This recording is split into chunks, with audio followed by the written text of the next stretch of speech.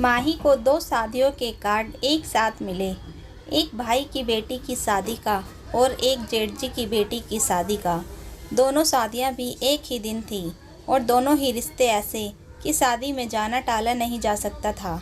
माही card को उलट पुलट कर ऐसे देखने लगी जैसे ध्यान से देखने पर कोई न कोई सुराग मिल जाएगा, या कोई दूसरी तारीख मिल जाएगी, या फिर कोई दूसरी सूरत मिल जाएगी दोनों शादियां अटेंड करने की। वह क्या करेगी अब? भाई की बेटी की शादी में शामिल नहीं हो पाएगी तो भैया भाभी की नाराज़गी झेलनी पड़ेगी, और अगर जेठ जी की बेटी की शादी में शामिल नहीं हुई तो जेठ जेठानी उसकी मजबूरी समझकर कुछ नहीं कहेंगे, पर उनके प्यार भरे उल्हाने का सामना कैसे करेगी? किंग तरवे विमुड़ सी वह पास पड़ी कुर्सी पर बैठ गई। विभव से पूछेगी तो वे तपाक से कह देंगे कि जो तुम्हें ठीक लगता है वह करो। वह फिर दोहराए पर खड़ी हो जाएगी, या फिर बहुत अच्छे मूड में होंगे तो कह देंगे कि तुम अपने भाई की बेटी की शादी में शामिल हो जाओ और मैं अपने भाई की बेटी की शादी में शामिल हो जाता हूँ। लेकिन वह ऐसा नहीं कर सकती। शाम होने को थी। अंधेरा धीरे धीरे चारों तरफ फैल रहा था। उसका दिल वहाँ पहुँच गया जब उमंगें थी, रंगीन इंद्रधनुषी सपने थे, माता पिता थे, उसकी कुलांचे भरी वाली उम्र थी। वे दो भाई बहन थे, माता पिता की इकलौती लाडली बेटी भाई के बाद लगभग 10 सालों के बाद हुई, इसलिए भाई का भी लाड प्यार भरपूर मिला। वह 20 साल की थी जब भाई की शादी हुई। आम लड़कियों की तरह उसके भी कई अरमान थे भाई की शादी के। काफ़ी लड़कियां देखने के बाद सिमरन पसंद आ गई। भाई के सेहरा बांधे देखकर हर बहन की तरह वह भी खुश थी। भाभी ने जब घर में कदम रखा तो खुशियां जैसे उनके घर के दरवाजे पर हाथ बांधे खड़ी हो गईं। भाभी 23 साल की थी। उम्र का फासला कम था। उसे लगा उसे हम उम्र एक सहेली मिल गई। अभी तक तो घर के सभी बड़े थे। 3 साल उसे भाभी के सानिध्य में रहने का मौका मिला। 23 साल की उम्र में उसकी भी शादी हो गई। पहले माँ काम करती थी तो वह निश्चित होकर अपनी पढ़ाई करती थी। माँ भाभी की भी किचन में पूरी मदद करती थी, पर भाभी ना जाने क्यों उससे हमेशा चिड़ी सी रहती थी। शायद उन्हें लगता था कि यह आराम से अपनी पढ़ाई कर रही है, बाकी सारा काम मुझे ही करना पड़ता है। नहीं होने के कारण वे अधिक नहीं बोल पाती थी, पर भाव विभंगिमाओं से सब जता देती थी। भाभी के हाव भाव समझकर वह भी किचन में हाथ बटाने की कोशिश करने लगी तो माँ ने टोक दिया, तू जा अपनी पढ़ाई कर, ये काम तो जिंदगी भर करने हैं। वह जाने को हुई तो भाभी बोल पड़ी, पर काम आएगा नहीं तो आगे करेंगे कैसे? उसे समझ नहीं आया कि भाभी की बात माने कि माँ की। वह MSc कर रही थी। पढ़ने में वह हमेशा कक्षा में अच्छे विद्यार्थियों में गिनी जाती रही। भाभी अपनी चुप्पी से पीछे से भी पूरी दमकता दिखा देती थी। भाभी भी उससे अब पहले की तरह बेतकल्लुफ़ नहीं रहते थे। पहले की तरह भाई से फरमाइश करने की उसकी अब हिम्मत नहीं पड़ती थी। भाई कहीं बाहर तो जाते तो भाभी के लिए कई चीज़ें खरीद कर लाते। वह बहुत उम्मीद से देखती कि शायद उसके लिए भी कुछ खरीद कर लाए हों, पर ऐसा होता नहीं था। उसे किसी बात की कमी नहीं थी, पर भाई का कुछ न लाना जता देता कि अब उनकी ज़िंदगी में उसकी कोई अहमियत नहीं रह गई है। उसने यह मासूम सी शिकायत माँ से की तो उन्होंने उसे समझा दिया, ऐसा तो होता ही है पगली, तेरी शादी होगी तो तेरा पति भी तेरे लिए ऐसे ही लाएगा।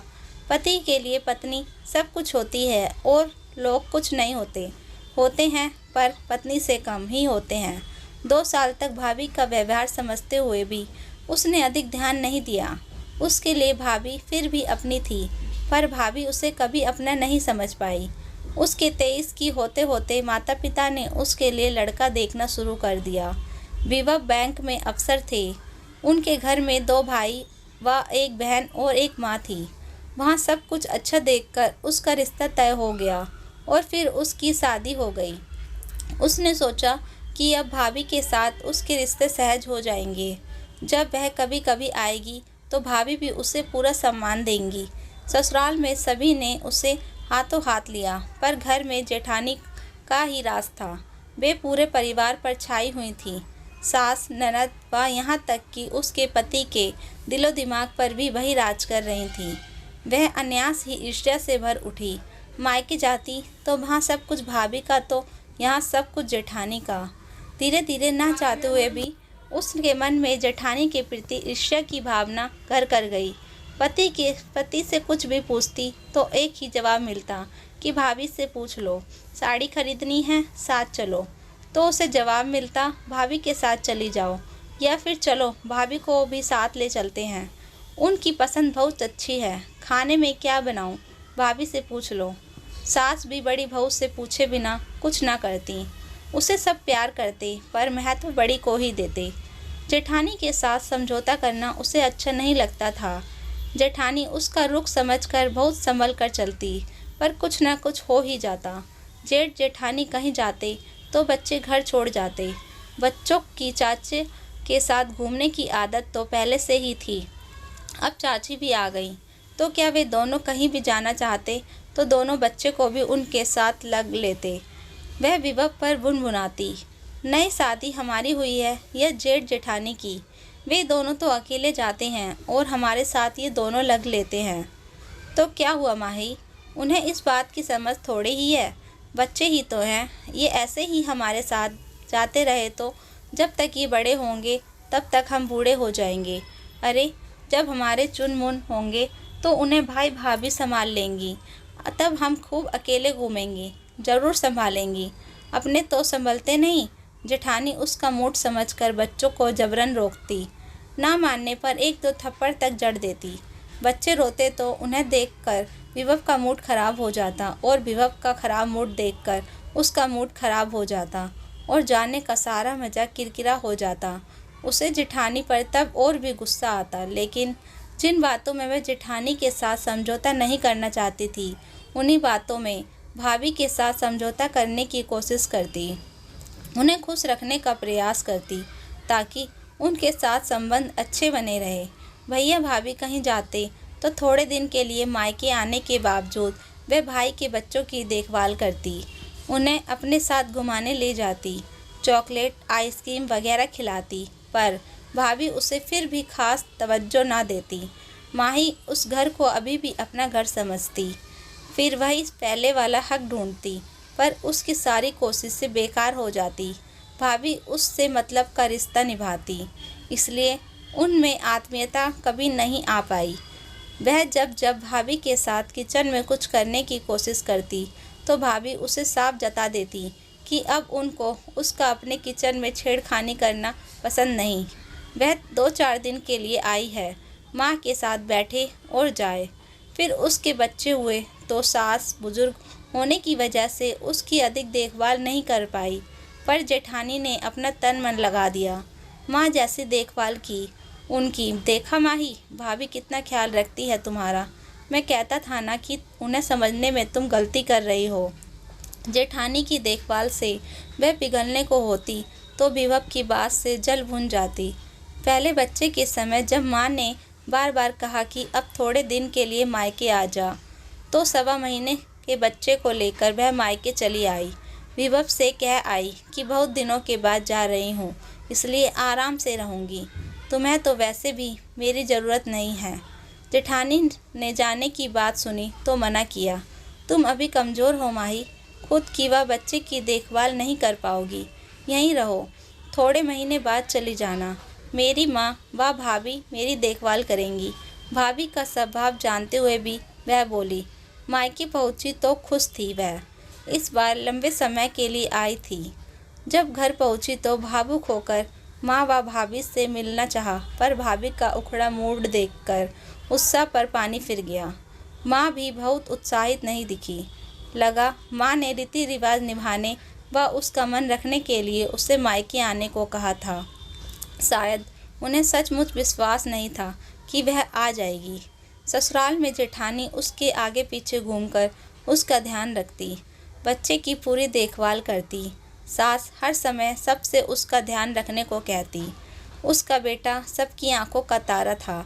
वही मायके में माँ की भी काम करने की एक सीमा थी। फिर भी उनका पहला ध्यान अपने पोते पोतियों पर रहता था, नहीं तो बहू की नाराज़गी मोल लेनी पड़ती। भाभी को तो उसकी देखभाल से मतलब ही नहीं था। जो खाना सबके लिए बनता वही उसके लिए भी बनता। एक दिन रात में तबीयत खराब होने की वजह से वह बच्चे की देखभाल भी नहीं कर पा रही थी। माँ ने रोते हुए बच्चे को उठा लिया, पर उसका पेट दर्द रुक नहीं पा रहा था। माँ ने हार कर उसके भाई के कमरे का दरवाज़ा खटखटा दिया। बहुत मुश्किल से भाई की नींद खुली। उसने दरवाज़ा खोला। बेटा, माही की तबीयत ठीक नहीं है, पेट में दर्द हो रहा है। क्या माँ, तुम भी ना छोटी छोटी बातों के लिए जगा देती हो। अरे परहेज वगैरह वह कुछ करती नहीं, हाजमा बिगड़ गया होगा, कोई दवा दे देती। बेकार में नींद खराब कर दी। सब कुछ करके देख लिया बेटा, पर दर्द रुक नहीं रहा। तो दर्द की कोई गोली दे दो। इतनी रात में मैं क्या कर सकता हूँ। और तुम भी माँ, कहाँ की जिम्मेदारी ले ली। उसे अपने घर भेजने की तैयारी करो। उनकी जिम्मेदारी है वही संभाले। सो जाओ, अभी सुबह देखेंगे। कहकर भाई ने दरवाज़ा बंद कर दिया। माँ लौट आई। ना माही ने कुछ पूछा, ना माँ ने कुछ कहा। उसने सब कुछ सुन लिया था। सारी रात वह दर्द से तड़पती रही। माँ सिरहाने बैठी रही, पर भाई भाभी ने सहानुभूति जताने की कोशिश भी ना की। सुबह पेट दर्द कम हो गया, पर तबीयत फिर भी ठीक नहीं थी। लेकिन भैया भाभी ने यह पूछने की जहमत नहीं उठाई कि रात में तबीयत ठीक नहीं थी, अब कैसी है। वह सोच रही थी कि उसकी इतनी तकलीफ़ में तो ससुराल में रात में पूरा घर हिल जाता, यहाँ तक कि बच्चे भी उठकर बैठ जाते। यहाँ माँ के अलावा सब सो रहे थे। सोचते सोचते उसका मन भारी सा हो गया। किस मृग तृष्णा में बंधी हुई वह बार बार यहाँ आती है और भैया भाभी के द्वारा अपमानित होती है। क्या खून के रिश्ते ही सब कुछ होते हैं। जेठ जेठानी उस पर जान छिड़कते हैं, लेकिन उन्हें वह अपना नहीं समझ पाती। उल्टा चाहती है कि उसका पति भी उन्हें अधिक तवज्जो ना दे। वह बिस्तर पर गमगीन सी बैठी हुई थी। तभी माँ चाय लेकर आ गई। माही रात की बात से दुखी होगी, यह तो वे जानती थी, पर उनके हाथ में था भी क्या। क्या हुआ माही, अब कैसी तबीयत है तेरी। माँ स्नेह से उसका सिर सहलाते हुए बोली। अब ठीक है माँ, आपको भी रात भर सोने नहीं दिया मैंने। अरे कैसी बात कर रही है तू। अच्छा चल, मुंह हाथ धो ले और चाय पी ले। माही चुपचाप चाय पीने लगी। माँ ने अपना कप उठा लिया। दोनों चुप थे, पर दोनों के दिल की बातों से परेशान थे। माँ, मेरी तबीयत अगर ऐसी ससुराल में ख़राब होती तो मेरे जेठ जेठानी सारा घर सिर पर उठा लेते। अचानक माही बोली तो माँ समझ गई कि माही क्या कहना चाहती है। वे धीरे से उसके पास खिसक आई। माही, तू जिन रिश्तों की जड़ों को सींचना चाह रही है वे खोखली हैं, सूखी हुई हैं बेटा। खून के रिश्ते ही सब कुछ नहीं होते। जितनी कोशिश उन्हें अपनी भाभी के साथ बनाने की करती है, उसका अंश मात्र भी अपने जेठ जेठानी के साथ करेगी तो वे रिश्ते लहलहा उठेंगे। जो रिश्ते तेरी तरफ कदम बढ़ा रहे हैं उन्हें थाम, उनका स्वागत कर। जो तुझसे दूर भाग रहे हैं उनके पीछे क्यों भागती है। माँ उसके और अपने मन के झंझावतों को सब देती हुई बोली। ये तेरी मर्ग तृष्णा है कि कभी न कभी भाभी तेरे प्यार को समझेगी और तेरी तरफ कदम बढ़ाएंगी। कुछ लोग प्यार की भाषा को कभी नहीं समझ पाते, पर तू प्यार की कीमत समझ माही। अपने जेठ जेठानी के प्यार को समेट ले। वही हैं तेरे भैया भाभी जो तेरे सुख दुख में काम आते हैं, तेरा ख्याल रखते हैं, तेरे अच्छे बुरे व्यवहार को तेरी नादानी समझकर भुला देते हैं। माँ उससे पहले भी यह बात कई बार समझाना चाहती थी। उसके प्यार का बहाव ससुराल की तरफ मोड़ना चाहती थी, पर माही समझना ही नहीं चाहती थी। पर आज पता नहीं क्यों माँ की बात समझने का दिल कर रहा था। उनकी बातें उसके अंतर्मन को छू रही थी। माँ चली गई तो वह अपने आप में गुमसुम सी हो गई। जब उसका गाल ब्लेडर का पथरी का ऑपरेशन हुआ था, तब भी कैसे सास व जेठ जेठानी ने दिन रात एक कर दिया था, और भैया भाभी ने बस एक फ़ोन कर अपने कर्तव्यों की इतनी स्त्री कर ली थी। जेठ जेठानी ने तन बन धन लगा दिया था। नंद भी ऑपरेशन के समय 2 दिन के लिए उसके पास आ गई थी। आज पिछली सारी बातें जैसे साफ हो रही थीं। उसकी आंखों पर पड़ा भ्रम व मोह का पर्दा हट रहा था। आज पहली बार वह समझ रही थी कि जो उसे अपनाना चाह रहे थे उन्हें वह ठुकरा रही थी, और जो उसे ठुकरा रहे थे इन रिश्तों के पीछे भाग रही थी। सच वे भी तो भैया भाभी हैं जिनसे उसे प्यार मिलता है। उसके ना सही उसके पति के हैं तो उसके भी हैं, बेरिश्ते भी तो उसके अपने हैं। वह उठकर चुपचाप सामान पैक करने लगी। तभी माँ कमरे में आ गई। क्या कर रही है माही? उसे सामान पैक करता देखकर माँ बोली, अपने घर जा रही हूँ माँ, अपने भैया भाभी के पास। माँ चुप हो गई।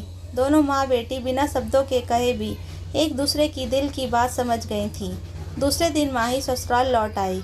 उसे वापस आया देखकर घर में सास, पति, जेठ जेठानी सभी खुश हो गए। किसी ने उससे नहीं पूछा कि वह इतनी जल्दी क्यों लौट आई। धीरे धीरे समय कुछ साल आगे सरक गया। उसके बच्चे थोड़े बड़े हो गए। फिर उनका तबादला दिल्ली से कानपुर हो गया। समय धीरे धीरे सरकता रहा। माता पिता व सास का साथ समय के साथ छूट गया। माँ के जाने के बाद मेरठ जाना बंद हो गया, लेकिन दिल्ली जेठ जेठानी के पास त्योहार व छुट्टियों में आना जाना बना रहा। तभी घंटी की आवाज़ सुनकर वह चौंक गई। शायद विभव ऑफिस से लौट आए थे। वह वर्तमान में लौट आई। उसने उठकर दरवाज़ा खोल दिया। क्या बात है माही, बहुत गमगीन सी लग रही हो, तबीयत ठीक नहीं है क्या? विभव उसे इस कदर उदास देखकर बोले। नहीं कुछ नहीं, सब ठीक है। दिल्ली से सोनिया की शादी का कार्ड आया है, जाने की तैयारी करनी है, रिजर्वेशन कराना है, यही सब सोच रही थी। वह उत्साहित होते हुए बोली। और यह दूसरा किसका है? विभव दूसरा कार्ड उठाते हुए बोले। यह मेरठ से आया है। माही लापरवाही दिखाते हुए बोली। आप बैठकर देख लो, मैं चाय बनाकर लाती हूँ। कहकर माही उठकर किचन में चली गई। थोड़ी देर बाद 2 कप चाय बनाकर ले आई। अरे यह तो साले साहब की बेटी की शादी का कार्ड है, वहाँ भी तो जाना होगा। तुम वहाँ चली जाओ। मैं नहीं, माही बीच में बात काटती हुई बोली। वहाँ आप उपहार भेज दो, हम दोनों ही दिल्ली जाएंगे और थोड़े दिन पहले जाएंगे, क्योंकि शादी में मदद भी तो करनी है। माही पूरे आत्मविश्वास से बोली और शांत भाव से चाय पीने लगी। विभव ने चौंक कर उसकी तरफ देखा, सब कुछ समझा और चुपचाप चाय पीने लगी। समझ गए कि प्यार व स्नेह के रिश्ते खून के रिश्तों पर भारी पड़ गए हैं। आपस में प्यार और विश्वास नहीं है तो खून के रिश्ते के धागे भी कच्चे पड़ जाते हैं। इसलिए परछाइयों के पीछे भागने की बजाय हकीकत को अपनाना चाहिए। तो दोस्तों, इस कहानी को लेकर आपकी क्या राय है, कमेंट बॉक्स में ज़रूर बताएं। और अगर कहानी अच्छी लगी हो तो प्लीज़ लाइक करें। अगर आपने हमारे चैनल को अभी तक सब्सक्राइब नहीं किया तो ज़रूर कर लीजिए। तो मिलते हैं ऐसी ही मोटिवेशनल कहानी के साथ। Thank you for watching.